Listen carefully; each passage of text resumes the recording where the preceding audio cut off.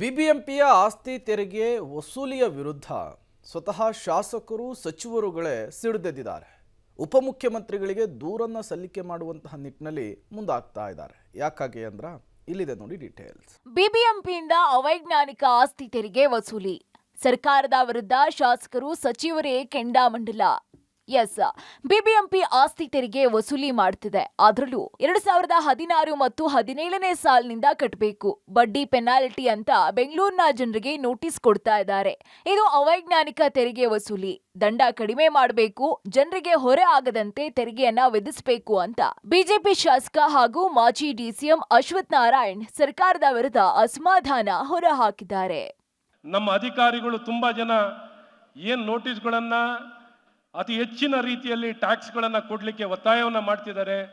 ತಾವು ಗಮನ ವಹಿಸಿ ಏನು ಈ ಒಂದು ನಾಗರಿಕರ ಆಸ್ತಿವಂತರ ರಕ್ಷಣೆಗೆ ಬರಬೇಕು, ಅವರಿಗೆ ಸಂಕಷ್ಟ ತುಂಬ ಎದುರಿಸ್ತಿದ್ದಾರೆ. ಹಾಗಾಗಿ ಈ ವಿಚಾರದಲ್ಲಿ ತಾವು ಅಧಿಕಾರಿಗಳ ಜೊತೆ ಸಮಾಲೋಚನೆಯನ್ನು ಮಾಡಿ ಏನು ಈ ವಿಚಾರವನ್ನು ಇನ್ನೂ ಸವಿಸ್ತಾರವಾಗಿ ನೋಡಬೇಕು ಅನ್ನೋಂಥ ಒತ್ತಾಯವನ್ನು ತಮ್ಮನ್ನ ಈ ಸಂದರ್ಭದಲ್ಲಿ ಮಾಡ್ತಾ ಬಿಜೆಪಿ ಅವರು ಅಷ್ಟೇ ಅಲ್ಲದೆ ಸಚಿವ ರಾಮಲಿಂಗಾರೆಡ್ಡಿ ಡಿಸಿಎಂ ಡಿಕೆಶಿಗೆ ಪತ್ರ ಬರೆದು ಅವೈಜ್ಞಾನಿಕ ತೆರಿಗೆ ವಸೂಲಿಯನ್ನ ನಿಲ್ಲಿಸಿ ಅಂದಿದ್ದಾರೆ. ಇತ್ತ ಸಚಿವ ದಿನೇಶ್ ಗುಂಡೂರಾವ್ ಕೂಡ ಜನರಿಗೆ ಹೊರೆ ಆಗ್ತಾ ಇದೆ, ಡಿಸಿಎಂ ಗಮನಕ್ಕೆ ತಂದಿದ್ದೀವಿ, ಜನರಿಗೆ ಹೊರೆ ಆಗದಂತೆ ನಿಯಮ ಜಾರಿ ಮಾಡ್ತೇವೆ ಅಂದಿದ್ದಾರೆ.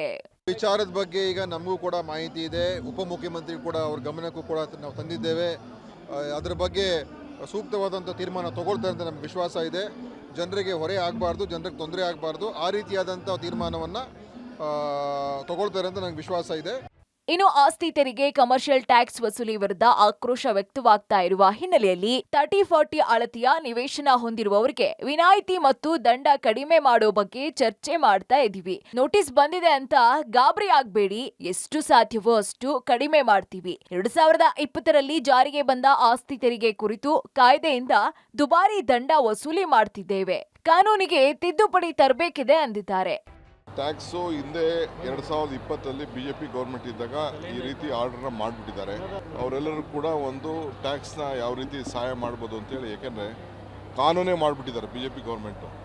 ನಾವು ಅದನ್ನು ಅಮೆಂಡ್ಮೆಂಟ್ ಮಾಡಬೇಕು. ಅದನ್ನು ಬಹುಶಃ ನಾಳಿದ್ರಲ್ಲಿ ನಿಮಗೆ ಯಾವ ರೀತಿ ಏನು ಯೋಚನೆ ಮಾಡಿದ್ದೀವಿ ಸರ್ಕಾರ, ಯಾವ ರೀತಿ ಎಷ್ಟು ಕಡಿಮೆ ಮಾಡ್ಬೋದು, ಏನು ಅಮೆಂಡ್ಮೆಂಟ್ ಮಾಡೋಕ್ಕೆ ಪ್ರಯತ್ನ ಮಾಡ್ತಾಯಿದ್ದೀನಿ ಅಂತ ತಿಳಿಸ್ತೀನಿ.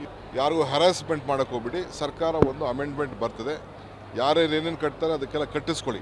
ಆಸ್ತಿ ತೆರಿಗೆ ದಂಡ ಕಡಿಮೆ ಮಾಡ್ತೇವೆ ಅಂತಿದ್ದು ಎಷ್ಟು ಕಡಿಮೆ ಆಗತ್ತೆ, ಕಾನೂನಿನಲ್ಲಿ ಏನು ತಿದ್ದುಪಡಿ ತರುತ್ತೆ ಅಂತ ಕಾದು ನೋಡಬೇಕಾಗಿದೆ. Lokesh, public TV, Bengaluru.